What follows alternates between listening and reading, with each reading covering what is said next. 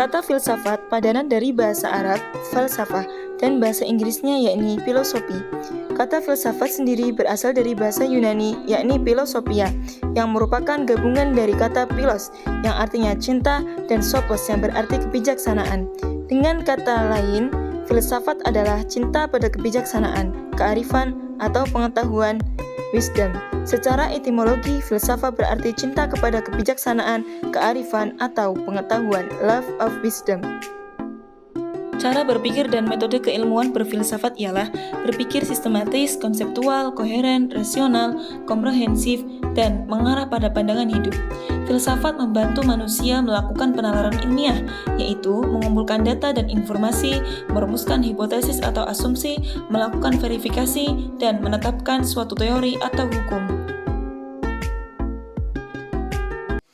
Pendekatan tradisional. Dalam pendekatan tradisional, yang sebenarnya diteliti adalah karya-karya filsafat individual dalam suatu tradisi filsafat yang definitif.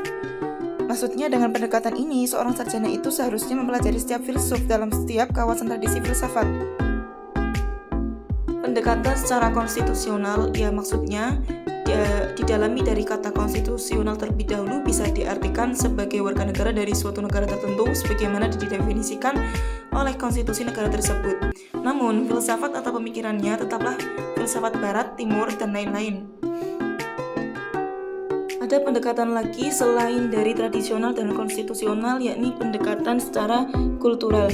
Pendekatan secara kultural ini bisa diartikan bahwa filsafat mengakui sebagai pandangan dunia yang selektif dengan metodologinya sendiri, ya dalam kerangka masyarakat asli atau pribumi, primitif, maupun indigenos. Pembagian filsafat. Pembagian filsafat ini terdiri dari pembagian filsafat secara praktis. Secara praktis ini, di dalamnya terdapat berupa etika atau akhlak, ilmu ekonomi, dan ilmu politik. Untuk filsafat poetika, menurut Aristoteles, pembagian ini banyak diikuti oleh para filosof sesudahnya dengan berbagai modifikasi dan variasi. Berarti intinya banyak variasi dan modifikasi tertentu di dalam filsafat yang pembagian poetika ini. Pembagian dalam filsafat selanjutnya yaitu logika sebagai landasan utama berfilsafat. Intinya, berpikir secara filsafat itu ialah berpikir menggunakan logika. Kemudian, filsafat secara teoretis. Dalam filsafat secara teoretis, ini terbagi menjadi 3 macam. Ada metafisika yang pertama.